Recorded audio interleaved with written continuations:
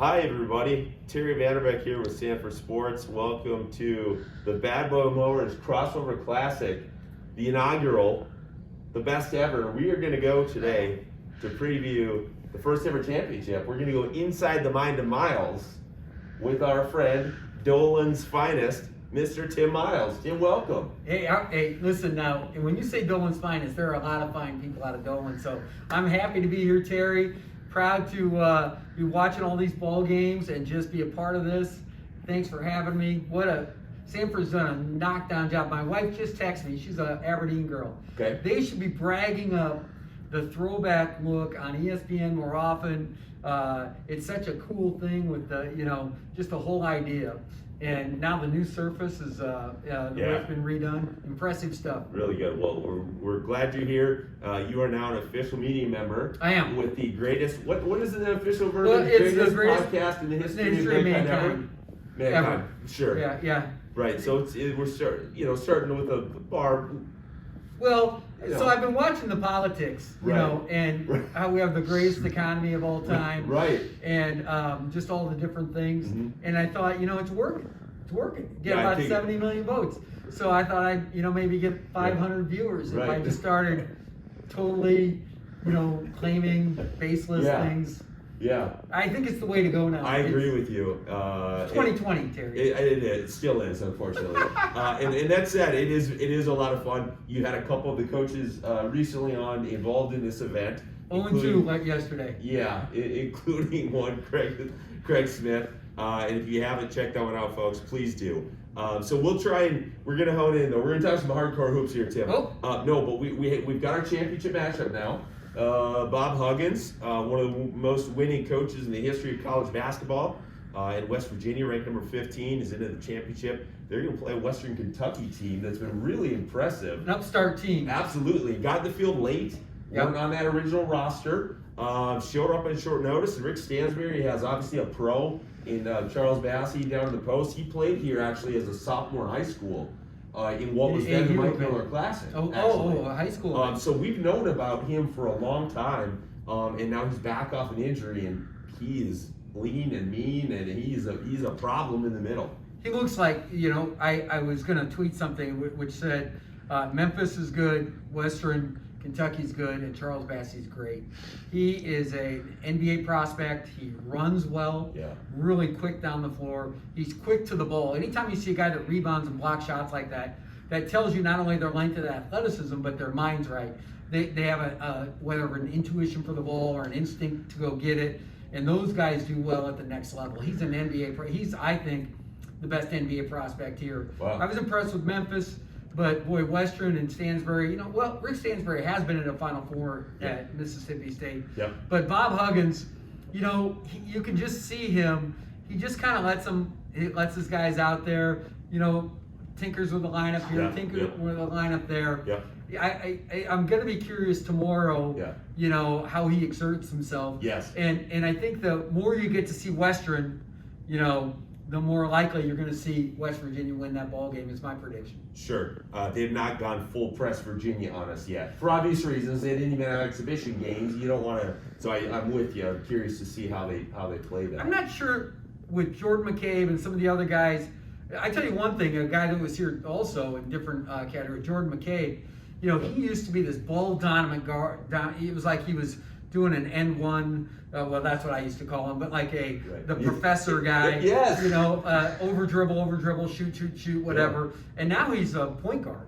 He really changed his whole persona from this little hot dog kind of guy to a guy that is a good point guard at a high level of Division I. And I really have been impressed with that whole group. McBride is a really good player for West Virginia too, and then of course on the inside with Oscar and some of the length they've got in there is a problem. Yeah, so two Naismith early watch list candidates in one game, which we love to see. Let's switch gears a little bit. One of the things that a lot of us in the area were most excited about with this event, there's a lot of reasons, but one of them is we're kind of showing off this Dakota coaching tree, of which you were certainly a part. Craig, Austin Hansen, certainly McDermott before things changed, Ben Jacobson, all the guys. There's so many of them right now. No And doubt. You guys are all within maybe 10-ish years of each other in age, I would guess. Yeah. If you include like a Dave Richmond, you Yep. are that level. Give the people at home, the good listeners, good viewers, where did that come from? How has that happened? I don't know that it's always been that way, and maybe it's the golden era of Dakota coaches, but it's really cool, and as a lot of people, I think, invested in the game, following closely and cheering for a lot of people. I just think really it was the move to Division I for those first two Dakota schools, South Dakota State and North Dakota State, which I was a Division II coach, and I took over for Mac, who actually at that time he and Jake had left North Dakota State to go to UNI. We forgot Paul Sather up at who was with us at Northern. Yep. There Henderson, like all of them. It's yeah. the whole, Hendo was with Mac, and we played against him at Wayne. A lot of guys that were small college, mid college, that now have really branched out and done some very good things in Division I basketball and a high level of Division I basketball. I think what it shows is that those good Division II teams were well coached. They were strong staffs. I got the chance to work for Bob Olson at Northern. We had very good NEI teams, and then they still went to 4 or 5 straight NCAA tournaments after I know I left to become the coach at Mayville. And what you find is the recipe works, but the ingredients have to get better. Sure. And that's what you have to pay attention to. And all of the guys, if you watch this, they're rock solid. They don't beat themselves. You might get beat, but they're not going to beat themselves. You watch, I think our next game, actually, Utah State and South Dakota State, I would expect to be a barn burner, a really good game. Two teams that won't beat themselves. Well, Utah State did last night, but VCU can do that to you. But this is really good stuff. So my point is the recipe works. The guys know how to build a team, not just collect talent, and then they coach to that. And at the same time, they treat the kids right. They rally around these guys, and they inspire and motivate and team build their guys. And so you see that mental toughness develop also, and I think that's a huge part of this. I think it comes from where we live. You got to be a little hardy to live up here. There you go. And the people are like that. Our parents are like that, and our grandparents, and everything that goes with that. Yeah, it's coincided with the creation of this facility, and that's created opportunities too, which is awesome. Let's finish on that. I'm going to be self-serving to close things out, and then we'll let you be self-serving last of all, because that's what a good host does. It's going to be a weird season. Just flat out is. I'm personally curious to see, as all these sort of first week events happen, where do people go from here? Are they now throwing together more of these types of events on the fly? Do people go, you know what, non-conference, I'm going to just stay at home and kind of avoid it and play my league games? What do you think is going to happen?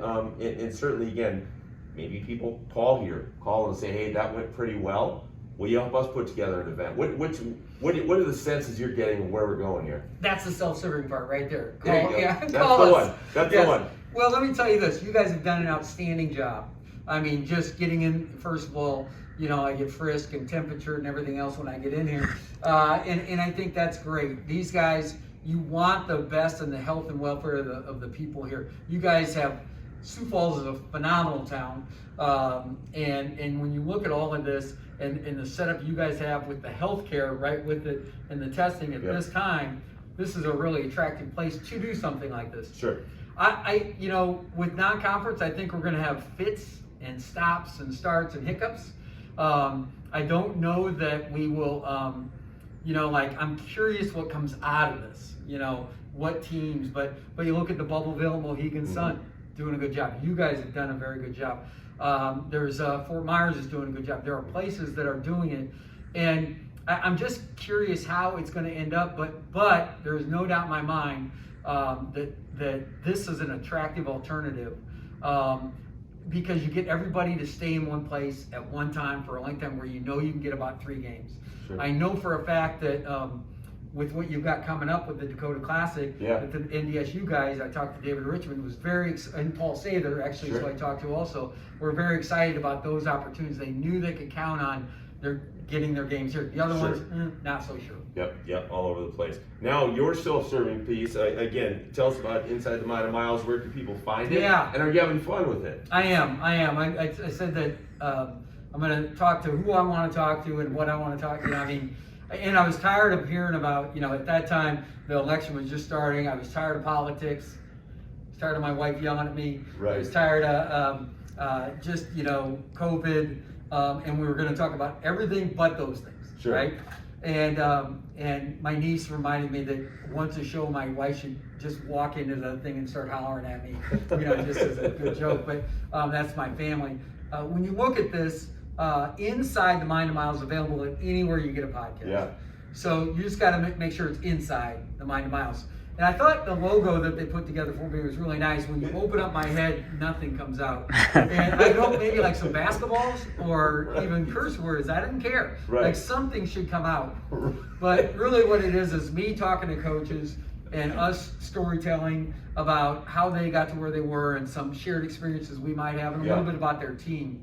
I'm not doing the let's break down your team. Mm-hmm. This is what you're running. Because no coach tells the truth. Coaches are actors. They're not going to. Right. Oh, hey Tim, here's what we're Right. So you can't do that. Now I can break down tape and do that for you. Sure. But that's one aspect. But really, what I want people to do are, our first show was with Fran McCaffrey, who's going to play here pretty soon. Yeah. And I wanted, if you Google Fran McCaffrey, you get 30 images of him. Yeah. About ready to lose his mind. If you know Fran McCaffrey, he's one of the nicest, easygoing dudes out there. And I feel sorry for him after seeing that Gonzaga team today take apart Kansas. But that's your guys' problem to make him feel good. Yeah, I already did yeah. on Inside the Mind of Miles. There you go. Well, I thought personally you made the logo yourself. That was I thought the guy had figured out. I did approve it. That was I did approve it. Okay. Yeah. Fair enough. That's a big part of marketing is approval. So. There's other worse pictures. So, We'll keep those on the dark web. Big thanks to Tim Miles. Always appreciate having him here in the building. Now that you're kind of a free agent and media maven, we like to see you more often. And we do something else cool down here. I'm coming back. He's coming back. There you go. You heard it here first. Thank you guys. We're looking forward to the championship game tomorrow. Check it out on ESPN at 12:30. Thanks for being here.